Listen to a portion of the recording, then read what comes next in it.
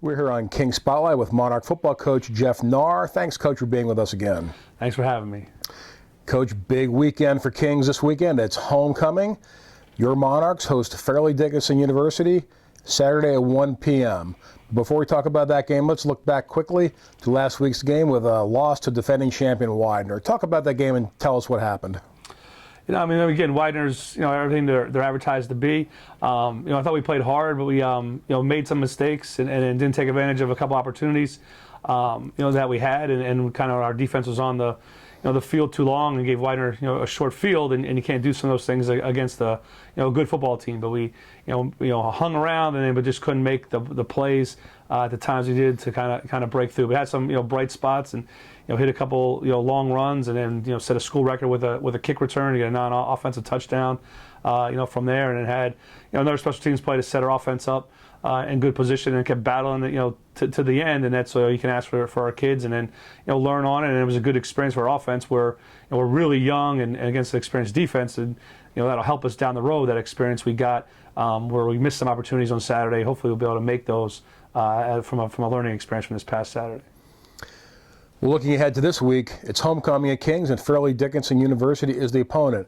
But talk about the environment of homecoming at Kings and what it means to the program to play in front of a great homecoming crowd every year. The last few years, the environment of homecoming is what it should be. It's a great, event for the alums to be able to come back to watch, football. We've also had other sporting events scheduled during the time, but then have a tent where they can reconnect with friends and teammates from their times that they played here in a great environment, and just it's a fun, carnival-like, atmosphere, during the day, and it's exciting again when kids can play in loud, large crowds. It just gives again that energy to the whole stadium and to the game itself, and it just adds another level of excitement to an already exciting time around homecoming. Coach, we're playing our third game this week, but FDU was playing only its second since they had that first week bye. And they came out of the gates last week in their opener with a real nice win, a 34-29 victory over the College of New Jersey, and in the process snapped a 19-game losing streak. Yeah, they're much improved. They're a lot back. That receiver, Malik is an all-conference, kid, and they're running the ball, better. Their defensive guys are a year older. They were in the right position and tackled well and got pressure on the quarterback. They're a vastly much improved team, and did some really good things last Saturday in their opener. They run a spread offense, no huddle, so they're a very fast-paced team on the offensive end. They put up 477 total yards against TCNJ, 348 passing and 129 rushing, so they really did have a nice balance. Yeah, they did. They hit big plays to the Presley kid, and then again, the thing that they've improved upon that stood out to us was their ability to run the football more. They were a spread last year and it was all pass and struggled to run, but now they 44 did a good job. He runs hard. They hit holes, they run the read, their quarterback is athletic, so if you take the back away, the quarterback can keep it and he can make plays with his feet. So again, that added dimension of the run game, makes them more of a potent threat offensively, more of a balanced threat, and it's going to be a challenge for our guys to make sure they're doing their jobs and just can't key on one thing, run or pass. They have to honor and respect both. Well, the quarterback you mentioned is senior Tyler Maurer. In that game, he completed 17 to 27 for 348 yards, but he threw 5 touchdowns and also had 2 interceptions. So what's the difference between him last year and this year? Just that year of confidence. The game slows down as you get older as a quarterback, and you can see things and make good reads.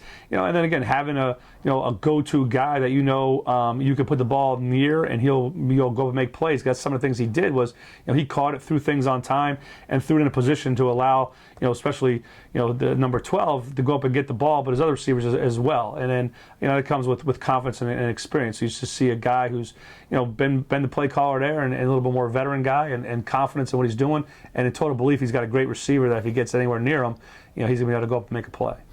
Well, they have another veteran player in their tailback, Anthony Oakna, rushed for 109 yards on 24 carries in that game. What type of a runner is he? He's hard. He runs hard. He runs downhill. He's a one-cut, and kind of go kind of guy. And that works for what they're doing, because again, he's getting north and south. He's going to get positive yards, and again, he's another guy a year into this system, a veteran player who kind of understands it better. You went the year in the weight room, and you saw that improvement last Saturday from him. And the receiver you talked about, Malik Presley, he had a monster game last week. 15 catches, 309 yards, 4 touchdowns. The 3 big touchdowns were 34, 41, and 60 yards, so he's been a big play guy. Yeah, I mean, he was, a big play guy against us, last year, and then obviously starting up, kind of I think where he left off all season. He was a big play guy in every game for them. And again, TC&J, I think, used every corner they had to try to cover him, and get help, and then they couldn't. And he's, he understands the things. You take the outside release, he's going to release inside and stack you.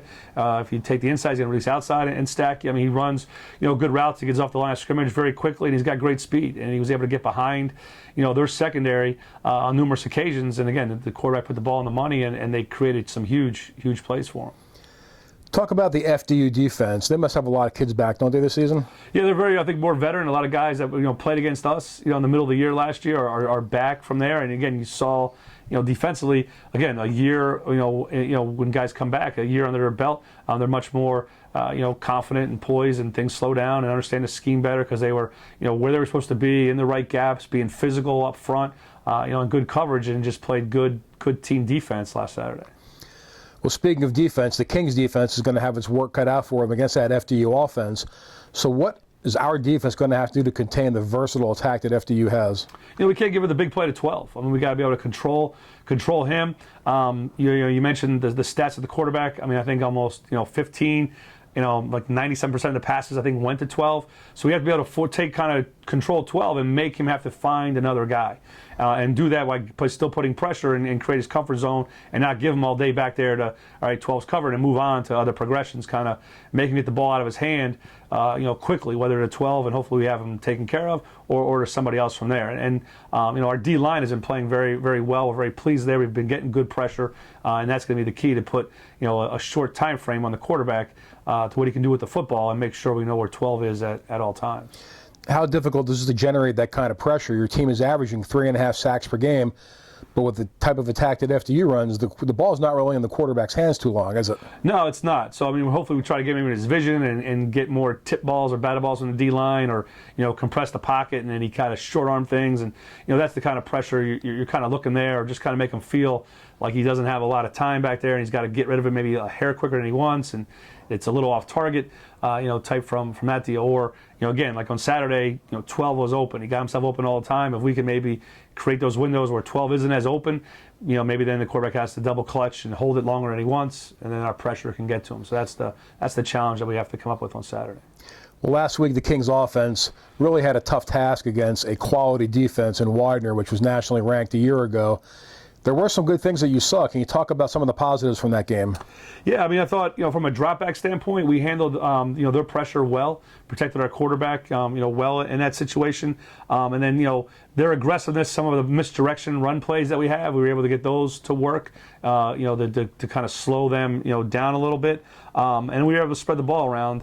We didn't get the yards we wanted, but again, we're getting young receivers and young backs and tight ends, into the passing game. 7 guys, did catch a pass from there. And then, when we got to the red zone, we didn't get there enough. But again, we came away with touchdowns. And that was a point of emphasis last year. We get to the red zone and didn't come away with points. So far this year, we're 5 for 5 when we've been in the red zone, and 4 of those are touchdowns and then a field goal. So we're doing some good things there. We got to be able to consistently run the football better, and then make some better reads and decisions from the quarterback position. We kind of struggled with that there. I think they were trying to do too much, understanding that the defense they were playing didn't have a lot of time, so they kind of rushed some things. And hopefully this experience then will help them learn, and then help slow the game down for our quarterbacks, so they can make those critical decisions to take advantage of what the defense is doing and be more productive on first down, which was something we got to get better at. And knowing that FDU has the potential to have a quick strike offense, does that put any additional pressure on your offense? Yeah, it does. We need to be on the field. I mean, again, the way we try to build things, we want to be on the field offensively and then finish drives. So, again, it goes back to us being able to run the football and consistently have a run game, because then that helps open up your passing game and allows you to do, what you want to do, kind of when you want to do it. If you can run the football, and then you're eating up clock and those types of things. So, our offense has got to be able to stay on schedule and, stay on the field and put drives together and then finish drives with points. And that'll go a long way to helping our defense, be effective and efficient. They can't be on the field for 87 to 90 plays like we were last Saturday. Coach, getting away from the game, prior to the start of the game, Kings is going to be presenting the second annual Father Sullivan Award.